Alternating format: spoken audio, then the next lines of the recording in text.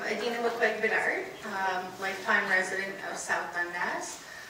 My husband and I have owned a business in Morrisburg for 14 years, I believe. I'm also an active volunteer with the Lions Club. I sit on the board of directors and I'm coordinator with the BIA. Today, my question is geared towards the volunteer side. A commonly held perception upon volunteer groups is that current municipal council structure creates barriers when attempting to better our community. What action do you propose to reshape this situation? The question is for Del Jones and Michael Burke. Thank you.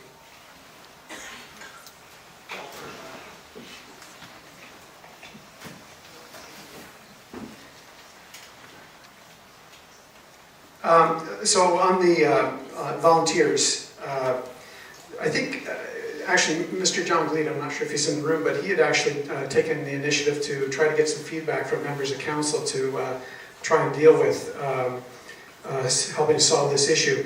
And I thought the suggestion was a good one. It was, I think, a charter of values that would be developed and adopted by the staff and the council.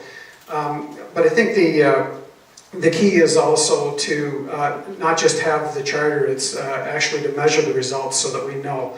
We have had a customer service issue, I think, for many years. I think it's good intentions. I think sometimes it's staff members that maybe are trying to be a little too diligent on their job and they forget that that basically their paycheck comes from taxpayers. So it's to find ways of breaking down the barriers, ensuring that there's a system in place that we make it easy so that if we have insurance issues and liability issues, that we find a simple way to ensure that people can get liability insurance, and that ultimately, again, the secret I think ultimately is not just to do it. You can put all kinds of posters up on the wall and have a charter, but you need to measure it and ensure that you're moving forward each year and making improvements.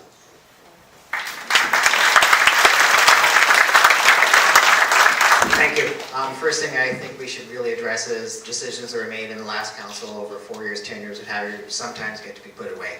And I think how we deal with volunteers in this community is one of the first things we have to readdress. Small communities, backbone, no question, it is the volunteer people within the community that have a desire, they go out and do the work. So I think now we have to start sitting down with the communities again and talking about what the volunteers are worth for them. I know as a volunteer, and many of you in this room, because I can see your faces, have been volunteering for many years in this community. So I think once, as Dale has pointed out to, and John Glee has brought up, once we've decided how to deal with volunteers, how they fit into the insurance coverage within our municipality, we really need to start to paying attention to them. It's their community. So if they come to us with an idea and a desire, I think it's worth our while and our attention to give them at least 10 minutes of the time. I will be there to be listening to volunteers because I'm a volunteer myself. Thank you.